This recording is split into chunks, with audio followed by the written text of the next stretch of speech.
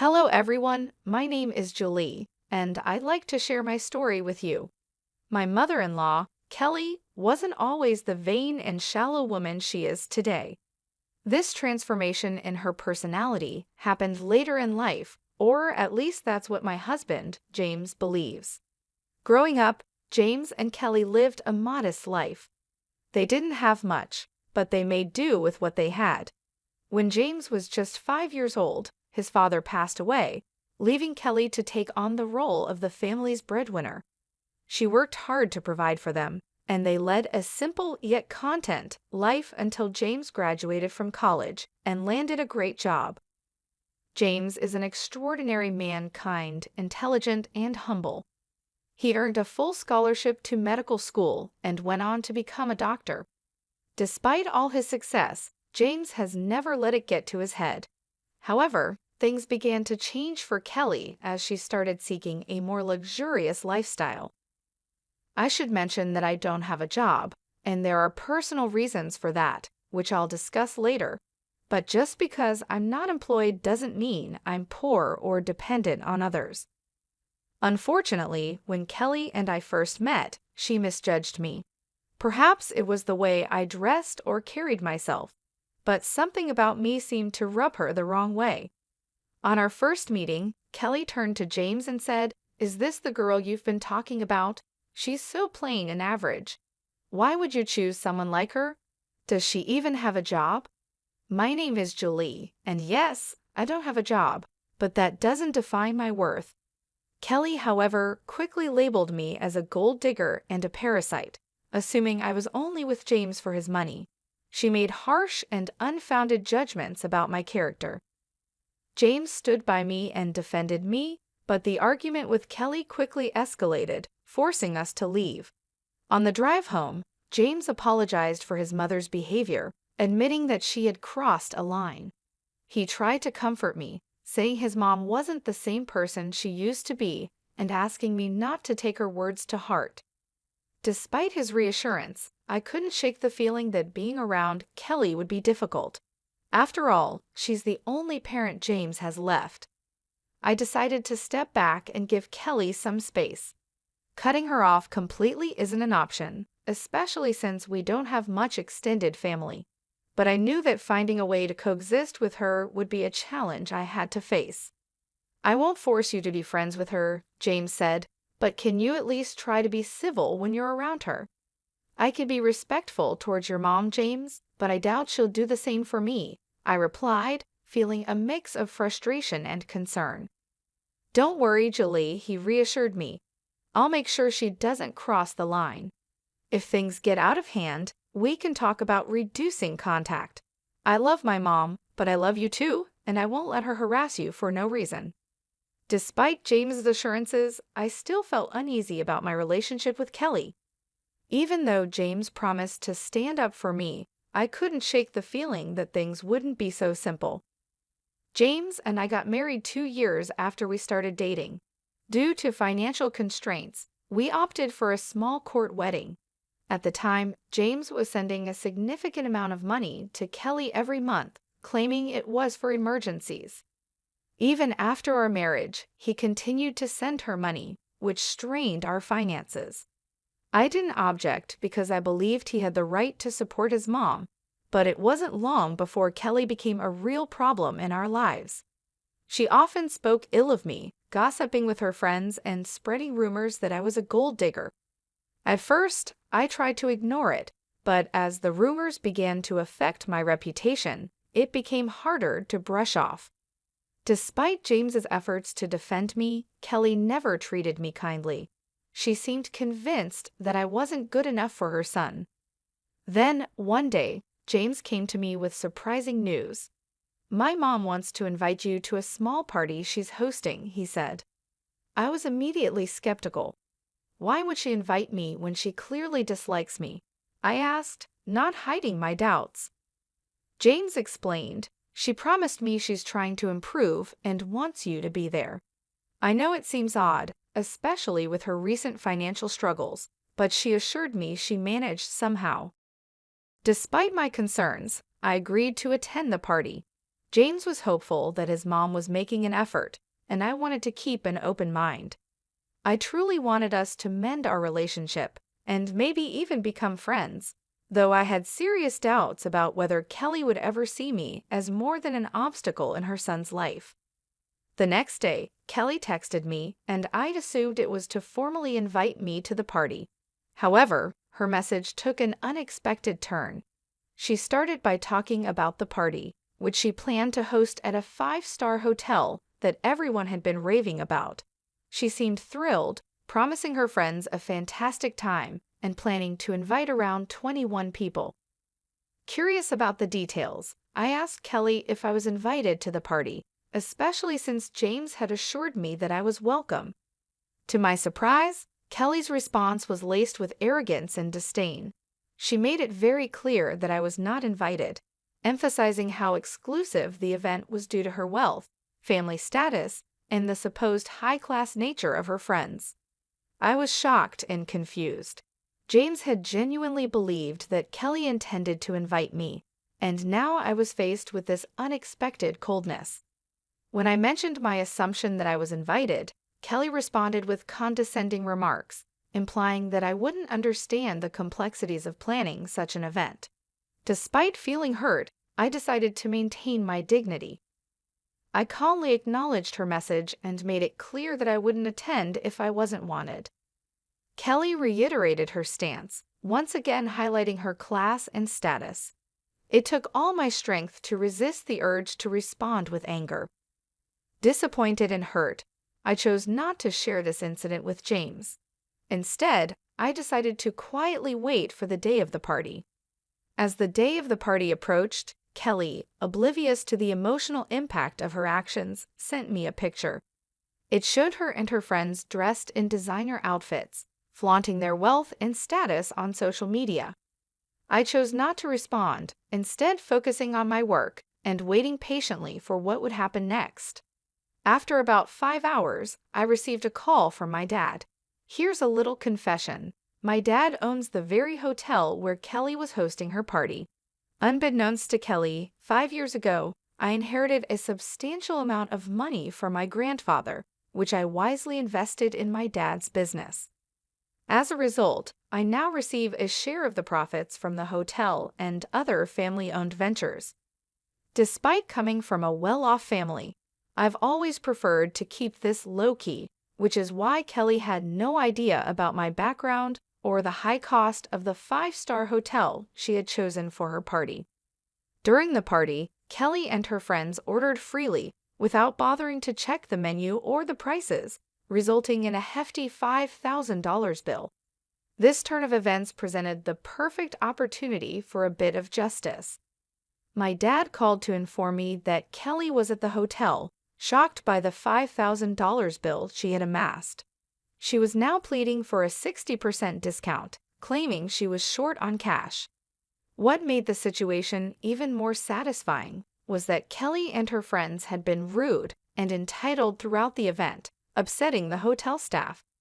As expected, I shared my frustration with my dad, recounting how Kelly had boasted about her party just to mock me for not being invited. The irony wasn't lost on me here. She was flaunting a party she couldn't even afford. My dad understood my frustration and also mentioned how difficult Kelly and her friends had made things for his staff with their rude behavior. Seeing a chance for some poetic justice, I suggested a little revenge. I proposed that Kelly and her friends should be made to wash the dishes, clean the entire kitchen, and mop the floors as a consequence of their insulting behavior. I wanted to make sure that everyone who had mistreated the staff would face the same consequences. And if Kelly tried to pull any tricks, my dad could always call the cops on her. My dad laughed at the idea and gave it a big thumbs up. He even offered to send me pictures of the whole event. It seemed like the perfect opportunity to turn the tables on Kelly and teach her a lesson about humility and respect. Just the thought of it brought a sense of satisfaction, knowing she would finally face the consequences of her actions. A little over an hour later, my dad sent me pictures of Kelly and her friends washing dishes and scrubbing the floors at our restaurant. The images were priceless. My dad also shared a funny twist in the story. When Kelly spotted him at the restaurant, she looked relieved, thinking she was about to be rescued. She confidently told him that she knew the owner and they would be able to get out of the situation. But to her shock, my dad instructed her to start cleaning the restaurant. Kelly was stunned and tried to protest, but my dad quickly reminded her that since she didn't consider me family, he didn't consider her family either.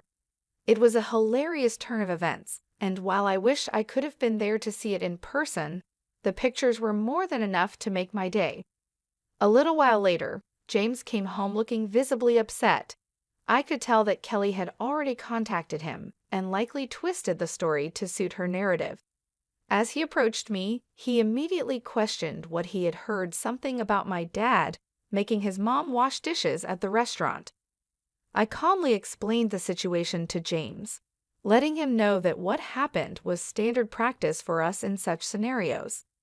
Kelly had gone to our family's restaurant, racked up a $5,000 bill, and then claimed she only had $2,500 to pay. On top of that, she had harassed the staff, and her entire party had been a nightmare to deal with. Given the circumstances, I believe the consequences were more than fair. James seemed surprised by this and asked who Kelly had taken with her and what they had ordered.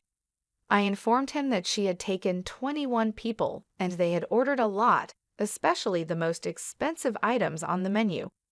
He expressed disbelief, saying that Kelly had told him she was only taking 5 people and had even invited me, but I had declined. I quickly clarified that things hadn't happened that way at all and showed him the text messages Kelly had sent me. James, wanting to fully understand the situation, asked to see the bills and the texts. I handed him my phone so he could read through everything, and my dad also sent him copies of the bills. To further illustrate what had gone on, I showed him pictures of the extravagant party Kelly had thrown. As James looked through the evidence, his anger grew. He immediately called Kelly to confront her, asking why she hadn't told him the full story. Kelly tried to downplay the situation, claiming she had only mentioned being short on cash and accused me of twisting the story to sabotage her. James wasn't having any of it. He pointed out that not only had she declined my invitation, but she had also insulted me by saying I wasn't classy enough for her. Kelly attempted to brush it off as a harmless joke, but James wasn't buying it. He pressed her on why she would spend thousands of dollars on a lavish party with friends while simultaneously disrespecting his wife. Kelly was left stumbling over her words, trying to justify her actions, but James made it clear that he was disappointed and shocked by her behavior. He couldn't believe she had spent $5,000 on food and drinks while treating me with such disdain. "I made a mistake by giving you money whenever you asked for it, Mom," James said firmly. "But guess what? I'm not giving you any more money ever again." Kelly, taken aback, responded, "But James, you've been so supportive for so long. You can't just stop now. It was a one-time mistake. Why are you overreacting?" "No, Mom, I'm not overreacting," James replied, his voice steady. "This isn't a one-time mistake. If you can't even consider my wife as family, I don't want anything to do with you. I kept hoping you'd change your mind, but you never did. I'm not going to pay you just so you can insult my wife and call her classless, especially when she has sacrificed so much to support you. This ends now." With that, James ended the call and blocked Kelly's number. He turned to me with deep regret in his eyes and apologized profusely for getting angry at me without knowing the full story.